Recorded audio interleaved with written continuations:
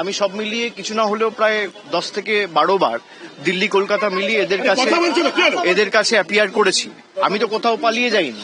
আজকেই আপনার ঘোষণা বিভিন্ন জায়গায় আপনি যাবেন, সেখানে আজকেই এই না, সে তো রাজনৈতিক, এগুলো নিজেদের স্বার্থ রয়েছে, সে কারণে অপব্যবহার, ক্ষমতার অপব্যবহার যদি কেউ করে ক্ষমতায় বেশি দিন তারা টেকে না। আমি নিশ্চিতভাবে যাব। আমার পূর্ব ঘোষিত কর্মসূচি রয়েছে। আমি বেলেঘাটাতেও গেছিলাম সকালে, এবং আমার বিকেলে সোনারপুরে যাওয়ার কথা রয়েছে। যদিও ওখানে ওরা একটা অশান্তি তৈরি করার চেষ্টা করছে, এবং যারা এলাকায় যারা ভিকটিম ফ্যামিলি তাদেরকেও বিভিন্নভাবে শাসানো হয়েছে। আমি বেলেঘাটাও বিশ্বজিৎ পটনায়কের পরিবারের সাথে দেখা করলাম। ওদেরকেও যেভাবে ভয় দেখানো হচ্ছে, ওদের বাড়িতে গিয়ে আমি যখন বেলেঘাটার পার্টি অফিসে ওদের সাথে মিট করি, ওই সময়টাতে ওদের বাড়িতে গিয়ে বিজেপির কিছু লোকেরা ধমকাচ্ছে, চমকাচ্ছে, এবং পুলিশ নীরব দর্শক, তাদেরও চাকরি বাঁচাতে হবে, সুতরাং কিছু করার নেই। কিন্তু আমরা এই লড়াইয়ের ময়দান থেকে সরবো না। এসব করে আমাকে আগেও দমাতে পারেনি, আমি আগামী দিনেও মাথা নত করার ছেলে না। আপনারা কেএমসি নিয়ে আমাকে প্রশ্ন করেছেন যে কেএমসি আমাকে নোটিশ দিয়েছে। কেএমসি যে নোটিশ দিয়েছে তার রিপ্লাই আমি ইতিমধ্যেই দিয়েছি, এবং গতকাল আমরা হাইকোর্টেও মুভ করেছি, কোর্টে কেসও ফাইল করা হয়েছে। যদি কেউ ভাবে যে ডেকে ভয় দেখিয়ে চমকে জোর জবরদস্তি ফেক কেসে ইমপ্লিকেট করে জেলে ঢুকিয়ে আমাদের মাথা নত করবে, আমরা ওই ধাতুতে তৈরি নই। সবাই অমিত শাহর পদলেহন করে বিজেপিতে যোগদান করে নিজেদের রাজনৈতিক স্বার্থ চরিতার্থ করতে বিজেপিতে যায় না। যাদের মাথার উপর 2, 3, 4 করে সিবিআই ইডি কেস ঝুলছে, যাদের মাথায় 2, 3, 4 করে ইডি সিবিআই কেস ঝুলছে, তারা আজকে দুর্নীতি রোধ করা নিয়ে বড় বড় ভাষণ দিচ্ছে। যারা তৃণমূলকে চোর বলে, বাংলায় স্বাধীনতার পর প্রফুল্ল সেন, প্রফুল্ল ঘোষ, অজয় মুখোপাধ্যায়, সিদ্ধার্থ শঙ্কর রায়, পরবর্তীকালে সিপিএম জমানায় জ্যোতি বসু, বুদ্ধ ভট্টাচার্য, পরিবর্তনের পালাবদলের পর মমতা ব্যানার্জি সহ কোন মুখ্যমন্ত্রীকে দোকান কাটার মতো টিভির ক্যামেরার সামনে হাত বার করে টাকা নিতে দেখা যায়নি। এখন বাংলার যিনি মুখ্যমন্ত্রী, তাকে টিভির পর্দায় নির্লজ্জের মতো দোকান কাটার মতো হাত বাড়িয়ে টাকা নিতে, ঘুষ নিতে দেখা গেছে। এটা আমাদের চোর বলে?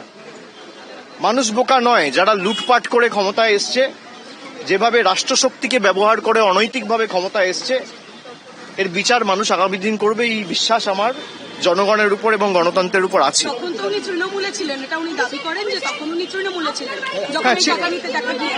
হ্যাঁ, তো ছিলেন, কিন্তু তৃণমূল কি নিতে বলেছে? তাহলে যখন তৃণমূলে ছিলেন তখন এই কথাটা বললেন না কেন? তৃণমূল কি তাকে টাকা নিতে বলেছে? তার জন্য পার্টি অফিসে বসে নিতেন, তা তো নেননি। যখন তাকে ইডি সিবিআই ডেকেছিল 2018-19 যখন নারদ কাণ্ডের তদন্ত চলছিল, তখন তো তিনি বলেননি। আজকে বিজেপিতে গিয়ে বলছেন কেন?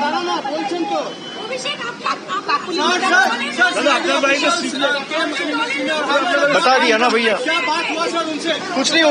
उनको एक नोटिस देना था, वो नोटिस मुझे खुद रिसीव करना था, इसलिए वेट कर रहे थे। वो दूसरा जगह गलती से चले गए थे, उनको पता नहीं है मैं कहाँ रहता हूँ। तो मैंने आप लोगों के द्वारा ये बोला कि किसी को अगर नोटिस देना है तो मैं यहाँ हूँ, वो आ जाए और নোটিশ দে। দেখুন, আমি নোটিশ পড়িনি, আপনাদের সামনে পুরোটাই ক্যামেরায় রেকর্ডেড। আমি নোটিশটা নিয়েছি, একটা রিসিভিং কপি সই করে ওদের দিয়েছি, একটা কপি আমার কাছে রাখা রয়েছে। আমি না পড়ে আপনাদের সাথে কথা বলছি। আমি পড়িনি। আমাকে যদি ডাকা থাকে, আমি আমার যে লয়ার রয়েছে বা আমার যে আইনজীবী রয়েছে তার সাথে কথা বলে আগামী পদক্ষেপ ঠিক করব। আমি বিগত দিনেও আমাকে যখন ইডি সিবিআই ডেকেছিল, আমি তো কোথাও পালিয়ে যাইনি। আমি তো ঘাট বাঁচাতে অন্য রাজনৈতিক দলের সাথে যাইনি। দিল্লির কাছে মাথা নত করার আগে আমাদের মৃত্যু ভালো। আমার বিরুদ্ধে এফআইআর হয়েছে কেন? আমি অমিত শাহর বিরুদ্ধে কথা বলেছি। অমিত শাহ যখন বলছে যে উল্টা কাটকে লটকা দেগা, তখন থানা এফআইআর নেয় না। যখন বিজেপির বিধায়করা বলে 6 ফুট গর্ত করে পুঁতে দেবো, তখন কোনো ব্যবস্থা নেওয়া যাবে না, তখন সব চুপ। যখন বিজেপির বিধায়করা বলে যে চামড়া গুটিয়ে দেবো, অমুক করে দেবো, তাই করে দেবো, রোগড়ে দেবো, এমুক করবো, তাই করবো, তখন কোনো ব্যবস্থা হয় না। আপনি থানায় যান, এফআইআর নেবে না। না, আমি রিপ্লাই আমার থেকে শুনুন। কেএমসি একটা নোটিশ দিয়েছে যে আপনার বাড়িতে ডিভিয়েশন আছে। এবং আমাকে যে নোটিশটা দিয়েছিল ওখানে লেখা রয়েছে enclosed, please find the brief with regard to the deviation and other details. কিন্তু কোনো রকম কোনো ব্রিফ বা কোনো ডিটেলস আমাকে জমা দেওয়া হয়নি। এবং যখন তারা নোটিশটা সার্ভ করতে এসেছিল আমার কাছে পুরো সিসিটিভি ফুটেজ রয়েছে। অন্নপূর্ণা ভাণ্ডারের আমি লিখে দিতে পারি, অন্নপূর্ণা ভাণ্ডারের ৩,০০০ টাকা কেউ পাবে না, কারণ তারা যে রাজ্যগুলোতে ক্ষমতায় আছে, আমরা বহুবার বলেছি, তারা যে রাজ্যগুলোতে ইতিমধ্যেই ক্ষমতায় ছিল বা আছে সেই রাজ্যগুলোতে 1 পয়সা মহিলারা পায়নি, বাংলার মহিলারাও পাবে না। জুমলাবাজের হাতে পড়েছে, 5 বছর তাদের এইভাবে কষ্টে কাটাতে হবে। এই যে 13 পাতার ফর্মটি করেছে, একটু অপেক্ষা করলে ওটা 14 পাতা, 15 পাতা, 16 পাতাও হয়ে যেতে পারে। লেড়কি বেহেন নাকি এরকম একটি প্রকল্প ছিল, সেইখানে 14,000 পুরুষ টাকা পেত এবং 18 মাস ধরে পেয়েছে। টাকা রিফান্ড করেছে, যে তারা যারা করেছে তাদের থেকে টাকা রিফান্ড চেয়েছে বিজেপি সরকার। কেন বিজেপি সরকার সেগুলো নিয়ে কথা বলে না? মমতা বন্দ্যোপাধ্যায় সবাইকে লক্ষ্মীর ভাণ্ডার দিতেন, এবার নতুন সরকার এসছে 3,000 টাকা করে দেবেন অন্নপূর্ণা ভাণ্ডার, কিন্তু 12 পাতার ফর্ম ফিল আপ করতে হবে। কিভাবে দেখছেন বিষয়টা? ওটা আর এখন 12 পাতা নেই, ওটা গতকাল 13 পাতা হয়েছে। অর্থাৎ মমতা বন্দ্যোপাধ্যায় যখন সরকারে ছিলেন বা মামাটি মানুষের সরকার যখন এই বাংলায় ছিল, তখন সাধারণ মানুষের পক্ষে যে সরকার, সেটা আমরা বারবার বলেছি, সেটাই তার প্রমাণ। এই যে 13 পাতার ফর্মটি করেছে, একটু অপেক্ষা করলে ওটা 14 পাতা, 15 পাতা, 16 পাতাও হয়ে যেতে পারে। মানে আমরা সেই ইতিহাস পরীক্ষা, আমার ইতিহাস সাবজেক্ট ছিল, আমরা জানতাম একটা 20 নম্বরের কোশ্চেন বা 16 নম্বরের কোশ্চেন কত লেন্দি হয়, ঠিক সেরকমই। মানে এই ফর্মে যদি পরবর্তীকালে এরকম হয় যে দাদুর বাবার নাম লেখো কিংবা তার বাবার নাম লেখো, 14 পুরুষের নাম লেখো, এইটা যদি পরবর্তীকালে ফর্মে আসে খুব বেশি অবাক হব না। একটা ফর্ম, সেখানে একটা বাড়ির মহিলা বা বাড়ির মায়েরা বা বাড়ির দিদিরা এইটা টাকাটা পাবে, 3,000 টাকা পাবে। খুব সিম্পল ইকুয়েশন। সেখানে সে তার হাজব্যান্ডের ইনকাম দিতে বাধ্য কিভাবে?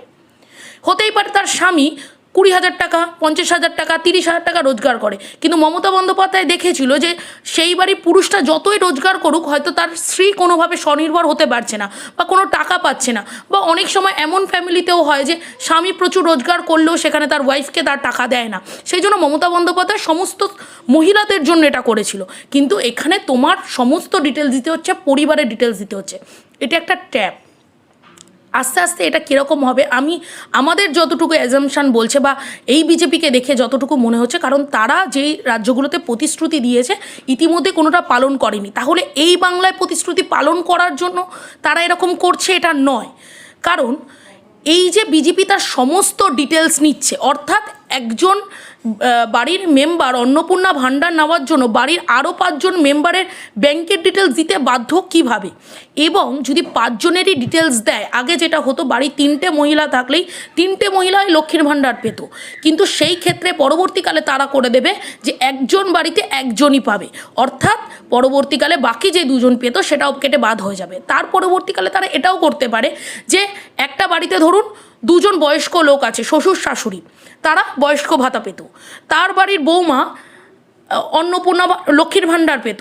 এবার কি করবে, বলবে না গোটা পরিবারে যে কোনো একটা সরকারি প্রকল্প ঢুকবে। আচ্ছা, তারা এত সরকারি প্রকল্প ছেড়ে, মমতা বন্দ্যোপাধ্যায় যখন ক্ষমতায় ছিল প্রায় 100টি জনমুখী প্রকল্প ছিল যা সরাসরি মানুষের ব্যাংক অ্যাকাউন্টে ঢুকতো। তাহলে এই শুধু অন্নপূর্ণা ভাণ্ডার নিয়ে তারা এত কেন কথা বলছে? কই তারা ক্ষমতায় আসার পরে কন্যাশ্রীর টাকাটা ডবল করার কথা তারা কেন বলছে না, বা কন্যাশ্রীর টাকাটা পাবে কিনা সেটা নিয়ে কেন বলছে না? কই একবারও তো বললো না গ্রামের সেই ছেলে মেয়েগুলো, গরিব ছেলে মেয়েগুলো সরকারি স্কুলের জামা কাপড় পেত, জুতো, ব্যাগ, মুজো এগুলো পেত, সেগুলো পাবে কিনা? কই বললো না তো যে 11-এ উঠলে ট্যাবের টাকা পাবে।